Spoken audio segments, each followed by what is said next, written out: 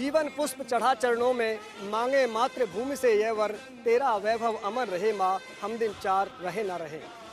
राष्ट्र की आत्मा निवास करती है राष्ट्र ध्वज में। हमारे लाखों सेनानियों, सैनिकों और शहीदों की आत्मा का निवास है राष्ट्रीय ध्वज। हमारी अस्मिता, हमारी भावना, हमारी संस्कृति का प्रतीक है हमारा राष्ट्रीय ध्वज तिरंगा। राष्ट्रीय ध्वज तिरंगे के बारे में जानना हमारा राष्ट्रीय धर्म है, राष्ट्रीय कर्तव्य है। आइए आपको ले चलते हैं तिरंगे की कहानी पर। ईमान तिरंगा है, भगवान तिरंगा है, ईमान तिरंगा है, भगवान तिरंगा है, मेरी जान तिरंगा है। शायद ही दुनिया में कोई ऐसा हो जो अपने देश के झंडे को खुले आसमान में लहराता हुआ देखकर खुश ना हो। यह बात हम पर तो शिद्दत से लागू होती है। आखिर एक लंबी लड़ाई के बाद हमने गुलामी की दास्तां से आज़ादी पाई है। तिरंगे को देखकर हमारा भी सीना गर्व से तन जाता है। जिस तिरंगे को देखकर आपका सीना गर्व से तनता है, गर्व से तन जाता है, उसका एक लंबा इतिहास रहा है। जिस तिरंगे को आप देखते हो, आखिर इसको अस्तित्व में आने के लिए एक लंबी दूरी तय करनी पड़ी है। ईमान तिरंगा है। प्रथम स्वतंत्रता संग्राम के समय पहली बार एक राष्ट्रीय ध्वज बनाने का प्रयास किया गया। बहादुर शाह जफर ने विद्रोहियों के लिए एक झंडा बनाया। झंडे का रंग हरा और सुनहरा था। इस पर कमल का फूल और रोटी बनी थी। भारत के राष्ट्रीय झंडे की परिकल्पना सर्वप्रथम स्वामी विवेकानंद की शिष्या सिस्टर निवेदिता ने की थी। आयरलैंड निवासी निवेदिता ने एक झंडा बनाया जिस पर वज्र अंकित था। स्वतंत्रता संग्राम के दौरान पहली बार तिरंगा 1906 में कोलकाता ध्वज के रूप में सामने आया। इसमें हरा, पीला और लाल रंग था। जब जब भारतीय झंडे के इतिहास और विकास की बात होगी, मैडम कामा का भी जिक्र होगा। मैडम कामा विदेशी भूमि पर भारत का झंडा फहराने वाली प्रथम भारतीय थी। 22 अगस्त 1907 में जर्मनी के स्टुटगार्ट में तिरंगा फहराया गया। गदर पार्टी, जिसकी स्थापना अमेरिका में हुई, इसमें भी हरी, पीली और लाल धारियां थी। बीच में प्रतीक के रूप में आड़ी तिरछी 2 तलवारें बनी थी। 1906 में जो झंडा था उसमें हरी पट्टी और पीली पट्टी और लाल पट्टी थी। हरी पट्टी पर 8 अधखिले कमल थे। उसके नीचे की जो पट्टी है उसमें वंदे मातरम अंकित था और सबसे नीचे की पट्टी पर सूर्य और चंद्रमा बने हुए थे। 1907 में भी इस ध्वज में कुछ परिवर्तन हुआ। परिवर्तन सिर्फ ये हुआ कि जो अधखिले कमल थे वो कमल खिल गए और ये 8 थे। बाकी वंदे मातरम वगैरह सब वही था। न जाने कितने अनगिनत बलिदानों का साक्षी है हमारा तिरंगा।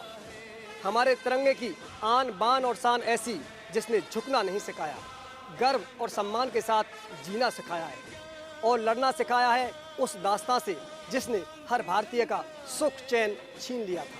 सारे जहां से चंगा है मेरा इश्क तिरंगा है, तेरा इश्क तिरंगा है, सारे जहां से चंगा है। देश के राष्ट्रीय ध्वज को लेकर कवायद थी देशी और विदेशी भूमि पर। सन 1917 में भारत में आजादी की लड़ाई ने जोर पकड़ा। होम रूल लीग के 2 नेता बाल गंगाधर तिलक और डॉक्टर एनी बेसेंट ने झंडा बनाया।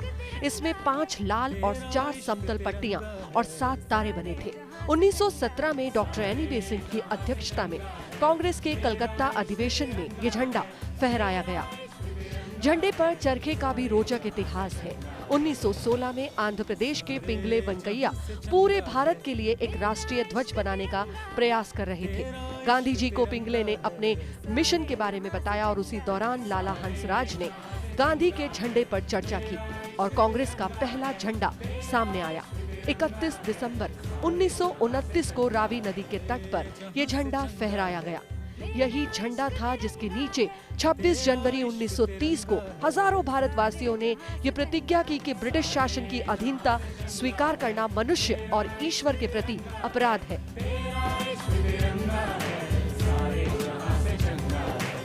एक झंडे के नीचे स्वतंत्रता आंदोलन धीरे धीरे एकीकृत होने लगा। समूह बनने लगे। लोग आज़ादी की सांस लेने के लिए आतुर होने लगे। हर कीमत पर आज़ादी चाहिए थी। एक झंडा समिति का गठन किया गया जिससे झंडे को और पास लाया जा सके।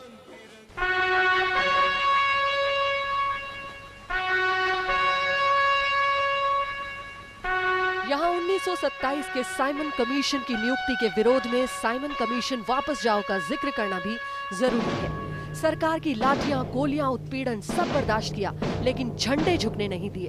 धीरे धीरे तिरंगा 1930 तक बहुत लोकप्रिय हो गया था। हालांकि कुछ लोग इसकी सांप्रदायिक व्याख्या से खुश नहीं थे।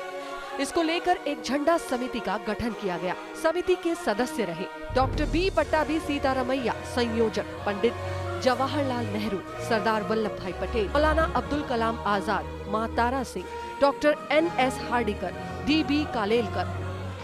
झंडा ऊंचा रहे हमारा, विजयी विश्व तिरंगा प्यारा। झंडा ऊंचा रहे हमारा, विजयी विश्व तिरंगा प्यारा।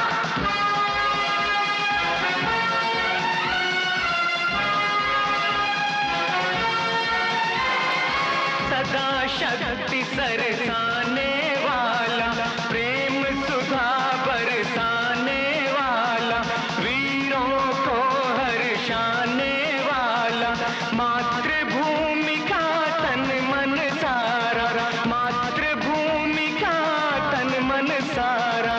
झंडा ऊंचा रहे हमारा, विजयी विश्व तिरंगा प्यारा। संघर्ष के दौर से राष्ट्रीय ध्वज की यात्रा गुजरती रही। झंडा समिति की सिफारिश के बाद तय हुआ हमारा झंडा तिरंगा होगा।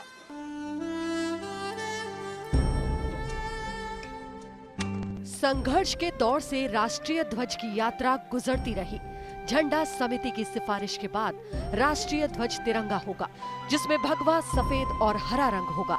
बीच की सफेद पट्टी के बीच गहरे नीले रंग में चरखा अंकित होगा। गांधी जी ने इस झंडे पर खुशी जाहिर की। 30 अगस्त 1931 को देश भर में झंडा दिवस मनाया गया। झंडे की यात्रा में सुभाष चंद्र बोस की आजाद हिंद फौज के झंडे का जिक्र आजादी की लड़ाई को पूरा करेगा। लाल, सफेद और हरे रंग में तिरंगे में सफेद पट्टी पर उछलता शेर अंकित था। कुल मिलाकर के 1931 में जब स्वाधीनता संग्राम का आंदोलन चल रहा था और उसका जो कांग्रेस का जो ध्वज था, जिसमें केसरिया पट्टी, सफ़ेद पट्टी और हरी पट्टी होती थी, और सफ़ेद पट्टी पर जन जन का प्रतीक चरखा था, तो संविधान सभा ने 22 जुलाई 1947 22 जुलाई 1947 को ये तय किया कि अशोक चक्र लगा दिया जाएगा चरखे के स्थान पे, क्योंकि चक्र जो है गोल है और ध्वज को जो हम किधर से भी देखें तो वो एक समान दिखेगा गोल, और चरखे वाला जो है उसका प्रतिबिंब उस तरह का नहीं होगा।